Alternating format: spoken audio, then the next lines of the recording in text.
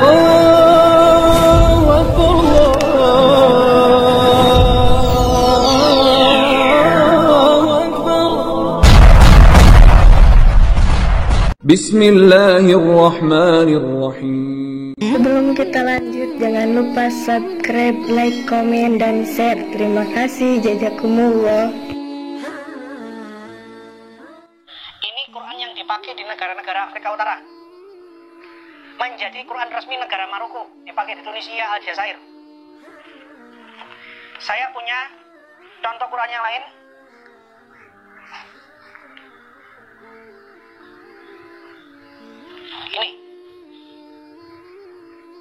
Ini Al-Quran yang utamanya adalah riwayat Hafiz, tapi di bawahnya ada tulisan Hamas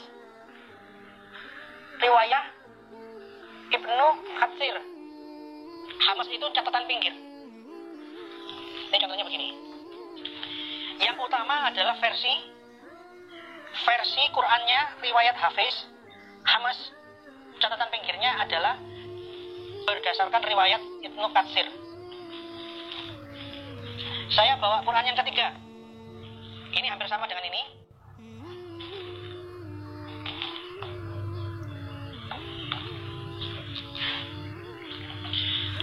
Quran utamanya Quran Hafiz, tapi dengan catatan pinggir perbedaan-perbedaannya dengan bacaannya As-Susi. Baca As-Susi. Saya bawa Quran keempat.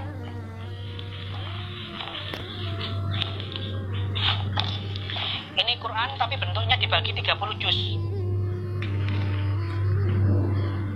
Ini Al-Fatihah yang pertama. Biriwayah Qalun. Coba dilihat. Biriwayah Qalun. Ini Al-Quran versinya Qalun. Qalun dipakai di Libya. Dipakai menjadi Quran resmi negara Qatar. Negara Qatar tidak pakai Quran yang seperti di Indonesia, Qurannya habis enggak, dia pakai Quran ini. Ini saya akan tunjukkan satu persatu, sampel, contoh. Bahwa klaim Quran di seluruh dunia satu teks, satu tulisan, satu bacaan, satu makna, itu tidak terbukti. Assalamualaikum warahmatullahi wabarakatuh, sahabat kabar Islam, saudaraku ikhwan fillah dimanapun anda berada.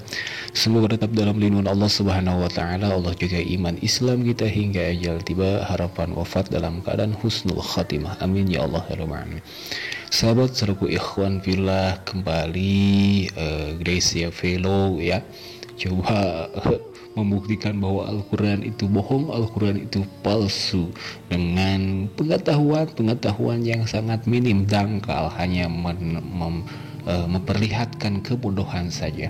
Nah sahabat ikhwan fillah, harus kita pahami, harus kita ketahui bahwa Al-Quran Allah turunkan itu tanpa ada suara, tanpa ada tulisan. Jadi melalui malaikat Jibril ya. Dan sejarah penulisan Al-Quran itu pada zaman Nabi Muhammad SAW belum dibukukan. Pada zaman Sayyidina Abu Bakar dan juga Sayyidina Umar Ibn Al-Khattab juga belum dibukukan. Barulah pada zaman Sayyidina Utsman bin Affan baru terbentuk, lahirlah adanya pembukuan Al-Quran. Nah di sini ada mashab yang dituliskan oleh Al-Quran oleh Sayyidina Utsman bin Affan serta para sahabat yang lainnya menjadi satu buku Al-Quran. Nah si Gracia Fellow ini ingin mengomentari bahwa Al-Quran itu tidak sama satu sama yang lainnya. Nah sahabat ikhwan fillah, sebenarnya sebagaimana yang disebutkan bahwa dalam memahami Al-Quran, untuk mengkaji Al-Quran itu diperlukan ilmu yang mumpuni ya, baik itu dari asbabun nuzul, bab qiraah, ilmu nahwu, ilmu balaghah, mantek dan lain sebagainya. Jadi tidak bisa hanya mencomot-comot kata atau hanya secara logika tanpa ilmu. Ini yang dilakukan oleh seorang Gracia Fellow ya, mengatakan bahwa Al-Quran itu tidak sama. Nah sahabat ikhwan fillah, banyak sekali riwayat atau bacaan atau qiraat di dalam Al-Quran yang mutawatir, yang sanadnya insya Allah itu sudah jelas bersambung kepada Rasulullah SAW. Sebagaimana yang disebutkan bahwa ada riwayat sejarah Nabi Muhammad SAW pernah didatangi oleh dua sahabatnya, yakni Hisham dan juga Sayyidina Umar bin Khattab, karena terdapat adanya perbedaan antara bacaan Sayyidina Umar dan Hisham ini. Lalu kemudian apa kata baginda Nabi Muhammad SAW? Lalu beliau memerintahkan kepada Sayyidina Umar dan sahabat Hisham untuk membaca Al-Quran yang dirasa anggap berbeda itu. Dan Masya Allah, sahabatul ikhwan fillah, setelah kedua sahabatnya membaca ini, Nabi Muhammad SAW pun tersenyum dan mengatakan, kadzalika unzila, begitulah Al-Quran diturunkan. Karena apa? Allah Subhanahu wa Ta'ala menurunkan Al-Quran itu sebagaimana yang disebutkan oleh baginda Rasul sendiri, bahwa Al-Quran diturunkan oleh Allah itu dengan 7 huruf. Maksud dengan 7 huruf itu berbeda pendapat para ulama ya. Tetapi adapun berbeda pendapat para ulama ini sangat-sangat sekali dipahami oleh orang-orang muslim dengan dalil-dalil yang pasti, dalil-dalil yang qat'i dengan keberadaan Al-Quran dan kepastian Al-Quran itu sendiri. Nabi Muhammad SAW menyebutkan bahwa turunnya Al-Quran itu dengan 7 huruf. Maksud 7 huruf di sini, ada ulama yang berpendapat bahwa Al-Quran itu secara berbeda dalam lahjah atau dialek atau kata-katanya ya. Jadi 7 huruf mungkin berbeda kan. Dan juga turunnya Al-Quran dengan 7 huruf itu ada yang menyebutkan dengan perbedaannya, ada riwayat atau dalil. Makanya dari Ibnu Abbas berkata, Rasulullah pernah menceritakan, pernah bersabda, Jibril membacakan Quran kepadaku dengan 1 huruf, kemudian berulang kali aku mendesak dan meminta agar huruf itu ditambah, dan ia pun menambahnya kepadaku sampai dengan 7 huruf. Nah sahabat ikhwan fillah, mungkin si Crazy Fellow ini belajar Al-Quran, menggali Al-Quran untuk menjatuhkan Al-Quran, untuk mengelabui keimanan orang-orang muslim tentang kitab kita, tentang Al-Quran. Yang mana nanti si Crazy Fellow ini akan membacakan atau membuka masalah berbedanya Al-Quran itu dari segi i'rab ya. Nah segi i'rab ini keluar dari bahasa Nabi Muhammad SAW yang tadi, bahwa Al-Quran diturunkan oleh Allah itu dengan 7 huruf. Baik sahabat ikhwan fillah, sebelum kita lanjutkan, mari kita dengarkan bagaimana selanjutnya dari si Crazy Fellow ini. Silakan. Ini Quran ini adalah bukti bahwa ada banyak variasi Quran, variasi teks, dan maknanya beda. Yang saya tunjukkan kepada pemirsa, ini bukan perbedaan tafsir ya. Ini bukan tafsir, ini mushaf, ini manuskrip Quran, versi Quran yang berlainan. Sejak Utsman memberlakukan satu tulisan, satu bacaan, Quran disalin dari generasi ke generasi. Sekarang Quran itu menyebar di seluruh dunia. Faktanya, Quran yang disalin dari Utsman di negara yang satu dengan Quran yang disalin sampai ke negara yang lain memiliki perbedaan teks. Yuk kita periksa.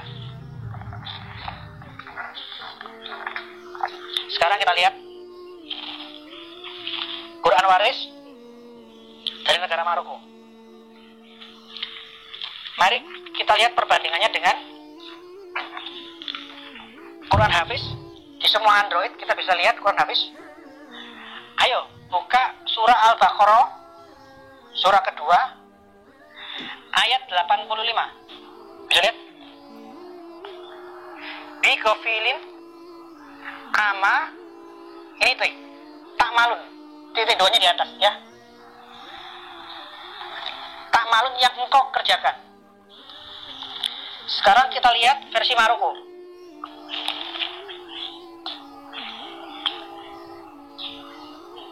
Wa malahu bi ghafilin ama, titik 2-nya tidak di atas tapi di bawah.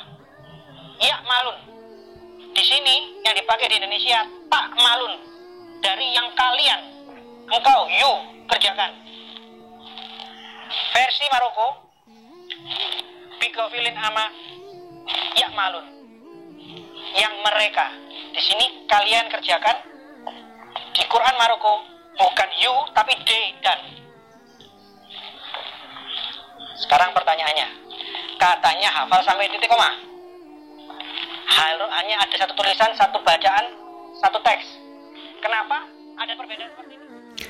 Ya sahabat, itu seorang Gracia Velo ya, sebagaimana disebutkan bahwa dia itu sebenarnya tidak paham Al-Quran, tidak paham sejarah Al-Quran, tidak mengetahui bagaimana Al-Quran itu.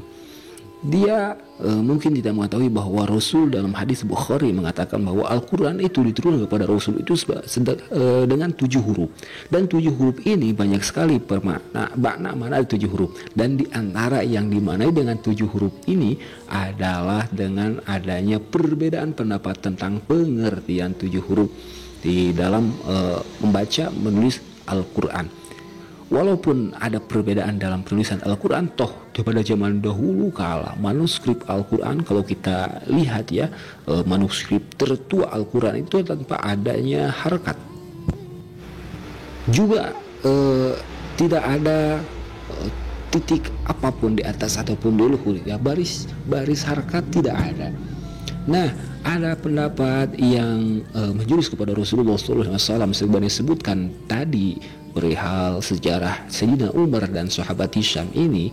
Ada pendapat ulama yang mengatakan bahwa dengan maksud 7 huruf ini, dengan mengeluarkan pendapat keempat daripada ulama, menyebutkan ulama itu berpendapat bahwa yang dimaksud dengan 7 huruf itu adalah adanya perbedaan ikhtilaf segi tata bahasa, yang mana dalam 7 ikhtilaf ini, 7 perbedaan ini, diantaranya ini yang diperdebatkan, yang dipermasalahkan oleh si Gracia Velo, yakni dalam susunan tata bahasa atau ikhtilaful asma ya, perbedaan kata benda, isim atau kata kerja, fi'il dari bentuk lafaz mufrad, muzakkar, tasniyah, jamak dan lain sebagainya.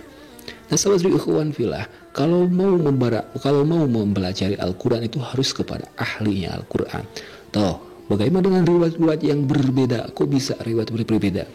Sebagaimana disebutkan bahwa riwayat Al-Quran itu terdapat ada riwayat Hafiz, riwayat juga qiraat sab'ah itu ya. Qiraat sab'ah itu kan ilmu Al-Quran, pembelajaran bacaan Al-Quran yang masyhur, yang disanadkan bersambung kepada Rasulullah SAW.